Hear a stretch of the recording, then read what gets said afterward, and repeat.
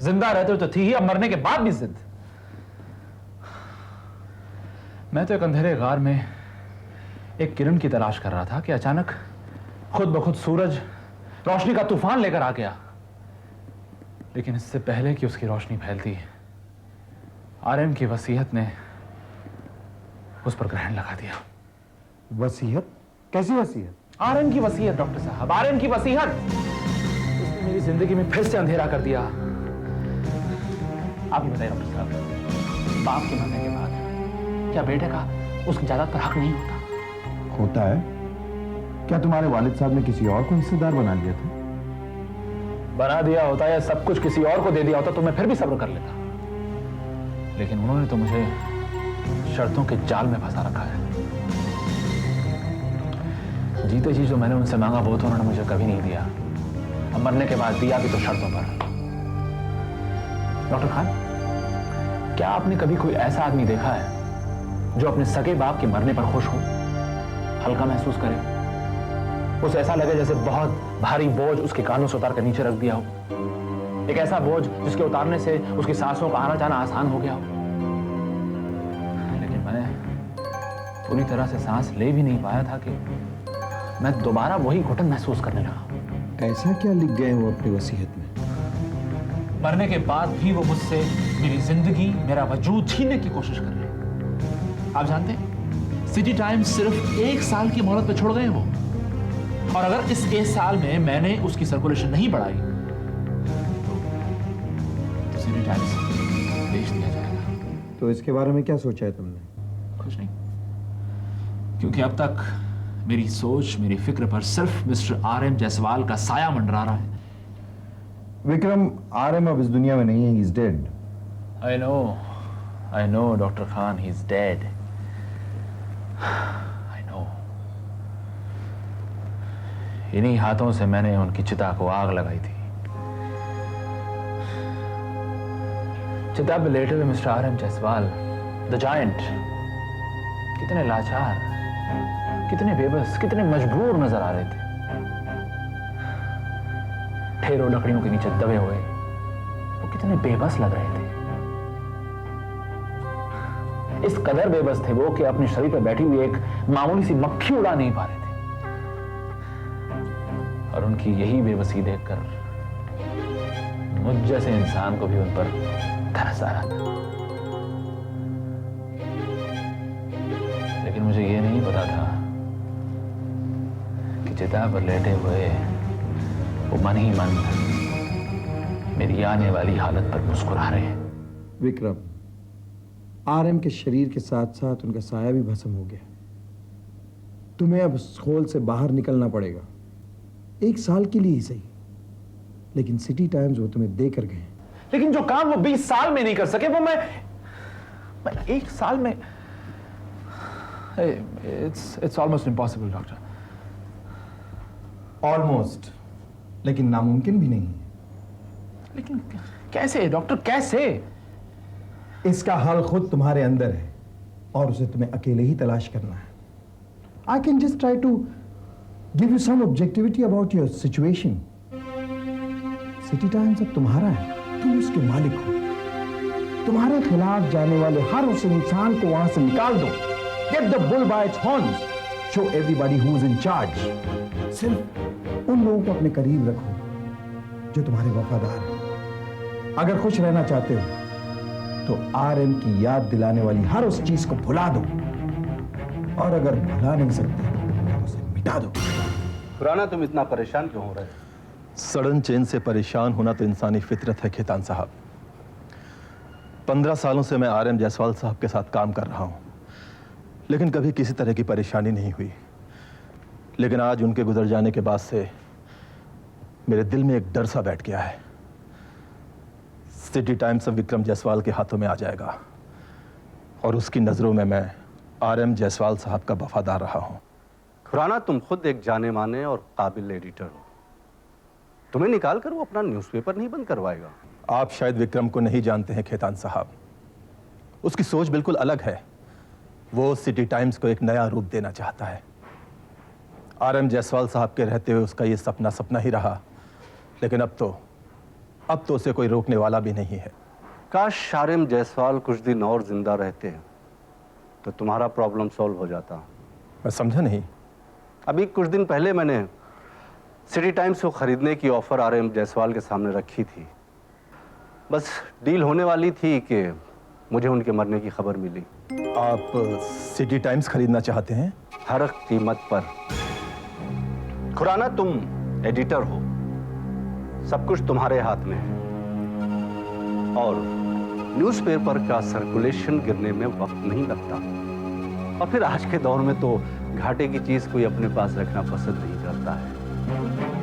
बस किसी तरह से ये सिटी टाइम्स मेरा हो जाए, फिर तो तुम्हारा डर भी छू हो जाएगा। समझ रहे हो खुराना? बस I think I understand you Khetan साहब। बहादुर, मैंने तुमसे अंगूर का जूस लाने के लिए कहा था और तुम साहब के लिए ऑरेंज जूस ले आए। सॉरी मैम से मैं भूल गया। तो पूछ लिया करो ना मुझसे, साहब को अंगूर का जूस लगता है। जाओ, साहब आते होंगे अभी। अभी लेकर आया हूँ। बहादुर, जी साहब। मैं नाश्ता नहीं करूंगा। अच्छा जी। क्यों? क्यों, क्या, कब, कहां, ये सारे शब्द हमारे रिश्ते में कोई मायने नहीं रखते। मैं कहां जाता हूं, किससे मिलता हूं, कब आता हूं, ये पूछने का अधिकार मैंने तुम्हें कभी नहीं दिया। विक्रम, तुम एक औरत के सब्र को आजमा रहे हो। कोई भी इंसान औरत के सब्र की गहराइयों को नहीं नाप सका है। बिल्कुल सही कहा तुमने। औरत के दिमाग में पनपने वाली साजिश का अंदाजा भी आज तक कोई नहीं लगा पाया है। लेकिन आरएम और तुमने जो मेरे खिलाफ साजिश रची है, उसमें मैं तुम्हें कभी कामयाब नहीं होने दूंगा। Vikram, why don't you believe me? तुम जिसे साजिश समझ रहे हो, मैं उसके बारे में कुछ भी नहीं जानती थी। ये तो डैडी की मेहरबानी है कि आज मैं इस घर में हूं। वो अच्छी तरह से जानते थे कि उनके गुजर जाने के बाद तुम मुझे यहां नहीं रहने दोगे, इसलिए उन्होंने वसीयत आरएम जायसवाल ने वसीयत सिहाई से नहीं बल्कि तुम्हारे आंसुओं में डुबो कर लिखी है। चलो, कम से कम उन्होंने तो मेरे आंसू की कद्र की। आंसू? ये आंसू ही तो है जो औरत का सबसे बड़ा हथियार है। न जाने कितने बरसों से वो इसका इस्तेमाल करती आ रही है। तुम्हारे इन आंसुओं से आरएम पे गलते होंगे, लेकिन मुझ पर इनका कोई असर नहीं होने वाला। मेरे ये आंसू तुम्हारे दिए हुए जख्म पे मरहम का काम करते हैं। इन्हें बहा लेने के बाद मैं ज्यादा मजबूत महसूस करती हूँ।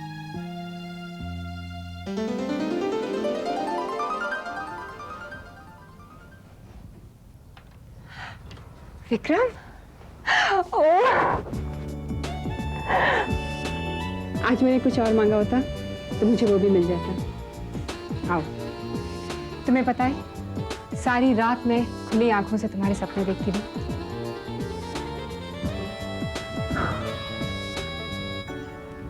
मैं खुद पिछले 2 दिनों से बहुत परेशान था और आज रात होने का भी इंतजार नहीं कर सका। मैं तो चाहती हूँ कि तुम हमेशा मेरे पास रहो। हमारी शादी के सपने तो अब कभी पूरे नहीं होंगे ना। तुम्हारे डैडी ने तुम्हें कितना मजबूर कर दिया। तुम चाहते हुए भी नेहा को छोड़ नहीं सकते। मुझे पाकर भी तुम अपना नहीं सकते। शायद इसी को डेस्टिनी कहते हैं। मैंने तो सब्र कर लिया। तुम किस वजह से परेशान हो? तुम्हारी तो सारी परेशानी आरएम के जाते ही खत्म हो गई। नहीं नीता, विल की शक्ल में परेशानी के दिन तो अब शुरू हुए हैं। ओ विक्रम, काश मैं तुम्हारी परेशानी अपनी जान देकर दूर कर सकती। नहीं नीता, तुम्हारी जान में तो मेरी जान है। तो फिर इस जान की खातिर सारी परेशानियां जहन से निकाल दो। जस्ट रिलैक्स, सब ठीक हो जाएगा। अच्छा बताओ, तुमने नाश्ता किया? मैंने भी नहीं किया। क्या खाओगे? नहीं नहीं, आरएम की विल के बाद मेरी भूख मर गई है, तो बस मेरे पास बैठो, मुझे और कुछ नहीं चाहिए। नीता, नेहा की जहरीली बातें अब मुझसे बर्दाश्त नहीं होती। क्या करूं? तो फिर इसका एक ही रास्ता है, तुम यहाँ आ जाओ मेरे पास। देखना, कुछ ही दिनों में नेहा घबरा कर अपनी माँ के पास चली जाएगी। बस फिर क्या है, तुम यहाँ रहकर सिटी टाइम्स पे कंसंट्रेट करना, वरना सिटी टाइम्स अरुण खेतान के हाथ में चला जाएगा। नहीं, और मैं ऐसा कभी नहीं होने दूंगा। चाहे इसके लिए मुझे कुछ भी करना पड़े, मैं करूंगा। मैं कुछ भी करूंगा। तुम तो यूं ही गलत बात सोच रहे हो। अगर विक्रम को सिटी टाइम में इंटरेस्ट होता तो वो आरएम के गुजरते ही ऑफिस में आना जाना शुरू कर देता। लेकिन आज इतने दिन बीत गए और उसका कोई पता नहीं। हम लोग तो बगैर किसी इंटरफियरेंस के शांति से काम कर रहे हैं। मूर्ति, कहीं ये शांति आने वाले तूफान का संकेत तो नहीं? ये तुम्हारा वहम है वीजी। विक्रम जिस दिन ऑफिस में आएगा उस दिन सिटी टाइम्स में क्या है? सर, विक्रम साहब ने आप दोनों को याद किया है।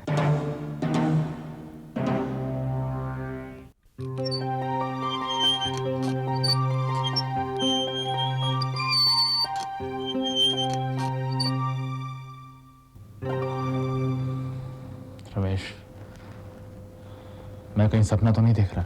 देखो विक्रम, मेरे पास किसी के ख्वाब में आने जाने का पासपोर्ट तो है नहीं। अगर मैं यहां इस वक्त मौजूद हूं तो ये ख्वाब हो ही नहीं सकता। ये हकीकत है, हकीकत। यस रमेश, यस, ये हकीकत है, ये लेकिन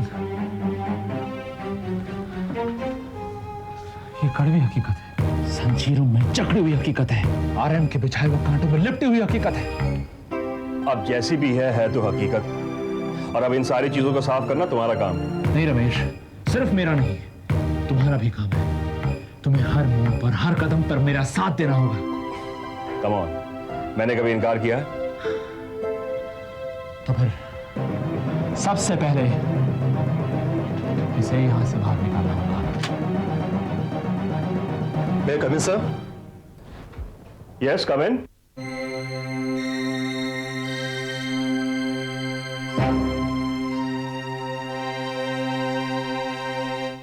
good afternoon sir and welcome. आपको यहाँ देखकर बहुत खुशी हो रही है। खुशी का इजहार, और वो भी इतने दबे हुए अल्फाजों में? नहीं नहीं नहीं, हमें बेहद खुशी हो रही है कि आपने आरएम की जगह आरएम की चिता की राख का वजूद भी हवा ने उड़ाकर उनका नाम इस दुनिया से मिटा दिया है, लेकिन आप लोगों की जुबान उनका नाम लेते अभी तक थकी नहीं। वो हमारे मालिक थे सर। थे है नहीं, अब मैं मालिक हूं, उनकी हर एक चीज का मालिक हूं। अब वही होगा जो मैं चाहूंगा। ऑफ कोर्स मिस्टर विक्रम, आप जैसा चाहेंगे वैसे ही होगा। बस आप सिर्फ हुक्म कीजिए। शुरुआत से मेरा एक सपना रहा है, city times.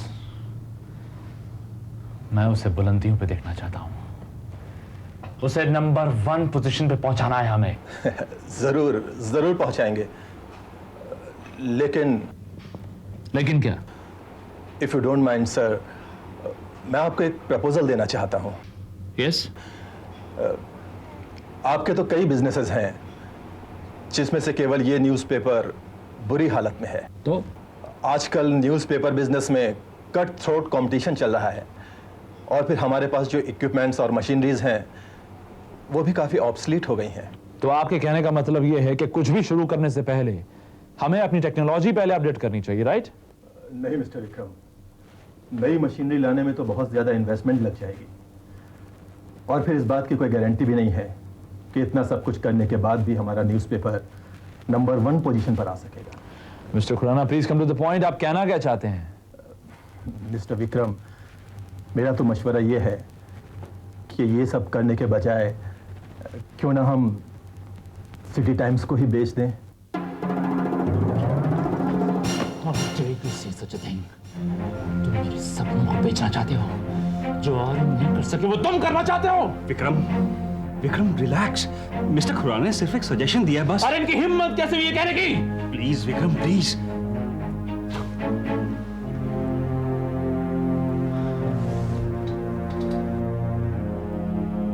Mister Vikram, VG तो आपको प्रेस के झंझटों से बचाना चाहते थे। मेरे शरीर से आत्मा निकालकर आप मुझे बचाना चाहते हैं? Now, Mr. Vijay Khurana, I have a proposal for you.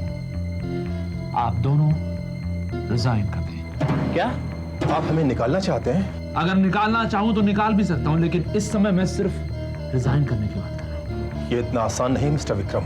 मुझे आसानी से मिलने वाली चीजें पसंद भी नहीं है। ये आपका आखिरी फैसला है? फैसला होता है, पहला क्या और आखिरी क्या। और हाँ, जाने से पहले अपना चार्ज रमेश को दे दें, क्योंकि आज के बाद सिटी टाइम्स का एडिटर रमेश होगा। विक्रम, अगर मुझे कल तक आपके रेजिग्नेशन लेटर्स नहीं मिले तो मुझे मजबूरन आपके टर्मिनेशन लेटर्स इशू करने पड़ेंगे। आप लोग जा सकते हैं।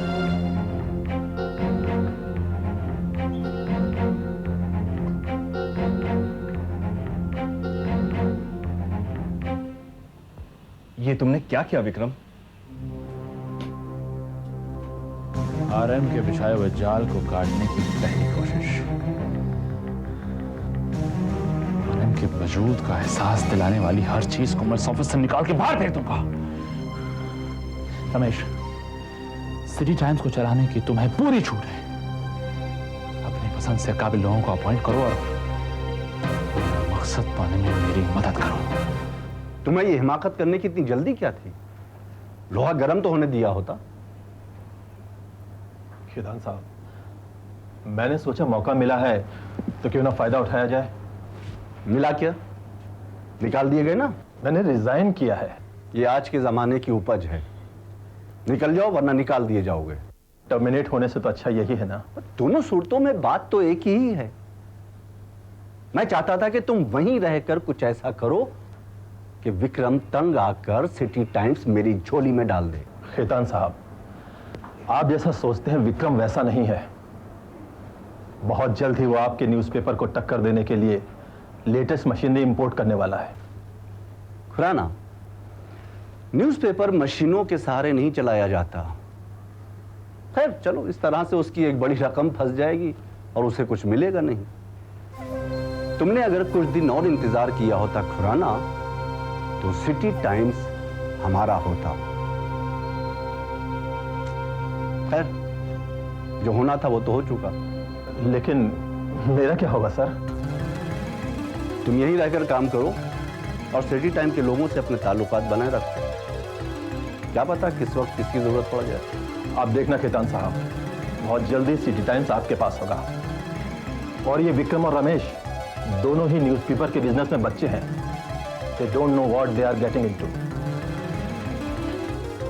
खुराना माना कि विक्रम को न्यूज़पेपर चलाने का एक्सपीरियंस नहीं, लेकिन तुमने अंग्रेजी की वो कहावत सुनी, नेवर अंडरएस्टिमेट योर अपोनेंट। अब सिटी टाइम्स मेरे लिए प्रेस्टीज इशू बन गया। मैं उसे कैसे भी हासिल करना चाहता हूँ।